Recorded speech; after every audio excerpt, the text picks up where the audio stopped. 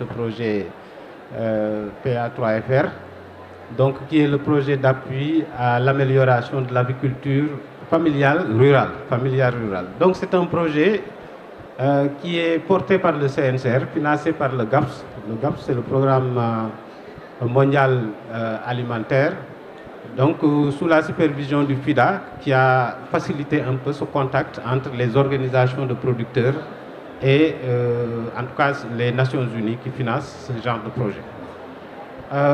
C'est un projet aussi qui est très lié à AgriJeunes, parce que dès le départ, la contribution, en tout cas parmi la contribution qui devait être mobilisée, une partie devait venir de AgriJeunes et le reste des organisations de producteurs.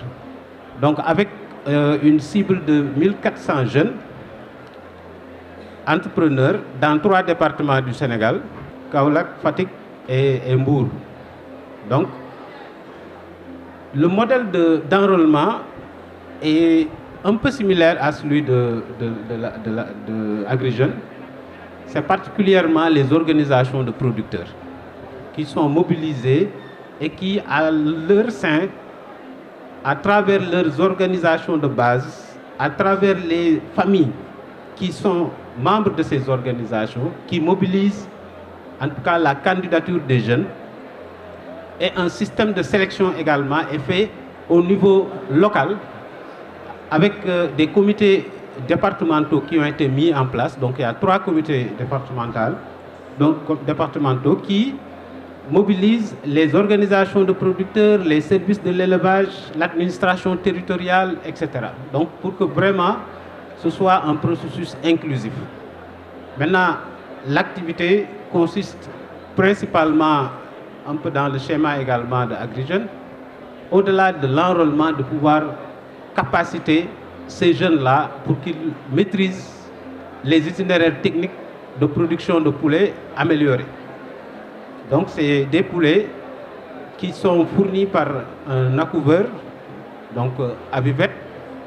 C'est des souches améliorées qui permettent, par exemple, le poulet qui a le goût du poulet local, mais qui au bout de 2 mois peut prendre 2 kilos comme poids vif.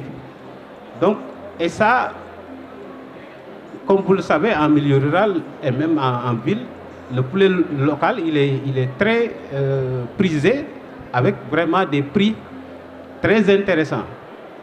Donc le poulet local qui est fait dans ce modèle-là, au bout de 2 mois, souvent peut être vendu à 3 000, 4 000 et même des fois 5 000 francs. Maintenant, le modèle proprement dit, c'est amener le jeune entrepreneur de pouvoir produire 2000 poulets sur l'année. Donc, à travers 4 bandes de 500 sujets. Donc, une première bande de 500 sujets qui est élevée au bout de 2 mois. On fait vide sanitaire, tout le nettoiement par rapport au poulailler et on revient encore avec d'autres bandes. Et tout ça, c'est dans un modèle de partenariat qui implique les organisations de producteurs, les jeunes, parce que vraiment cette connexion entre le jeune et les organisations de producteurs nous tient à cœur en tant que mouvement paysan. C'est une approche également qui permet de garantir la relève au sein des exploitations familiales, mais au sein également de nos organisations. Tout en misant sur un entrepreneuriat qui permet de professionnaliser le métier.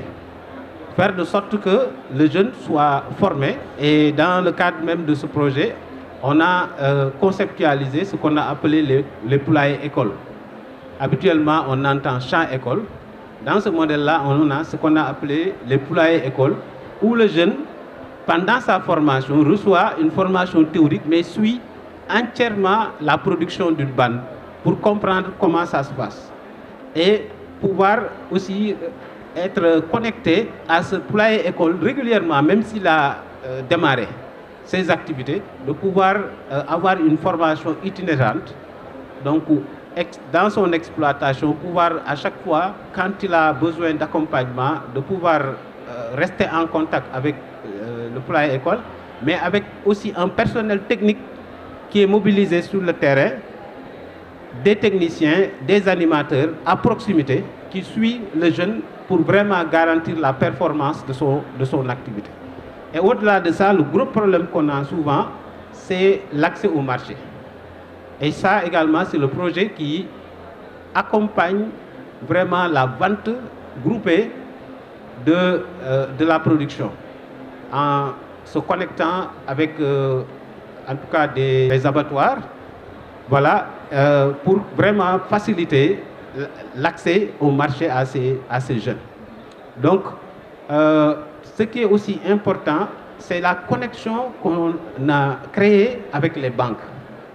Le projet a positionné un fonds de garantie. Au-delà de ça, le projet est allé, comme c'est un projet dans le secteur de l'élevage, se connecter avec le fonds STAP, qui est aussi un mécanisme au niveau du ministère de l'Agriculture, de l'élevage et de la souveraineté alimentaire, pour vraiment mettre une garantie qui rassure mieux la banque, parce que vous connaissez toutes les difficultés que les jeunes peuvent avoir pour accéder au financement. Donc on amène plusieurs mécanismes pour atténuer ce risque et permettre à la banque de pouvoir en tout cas mobiliser les financements. Maintenant, à ce niveau, il faut constater que malgré tous ces efforts, avec les banques, c'est encore très compliqué. Cela veut dire que c'est une problématique majeure au niveau national qu'il faut réfléchir. On a beaucoup de mécanismes de financement qui sont orientés vers les jeunes, mais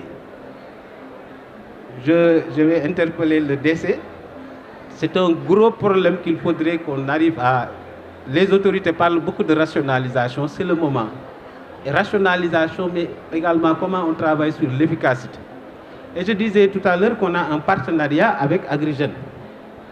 Le mécanisme que le coordonnateur a expliqué, ce mécanisme a profité à des jeunes également qui sont dans le projet d'appui à l'agriculture villageoise, familiale, rurale.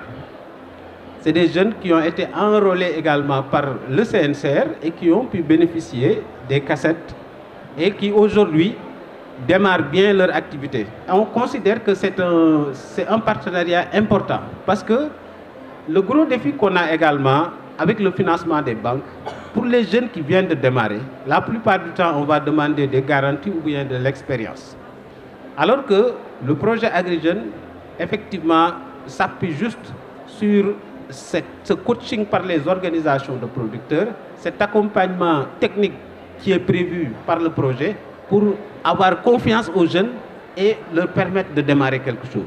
Ça, c'est vraiment très, très important dans le contexte actuel où vraiment le jeune peut manquer d'expérience, de garantie. Il faudrait qu'il y ait des mécanismes permanents qui soutiennent le jeune sans pour autant l'obliger à avoir une garantie ou bien une expérience de plusieurs années.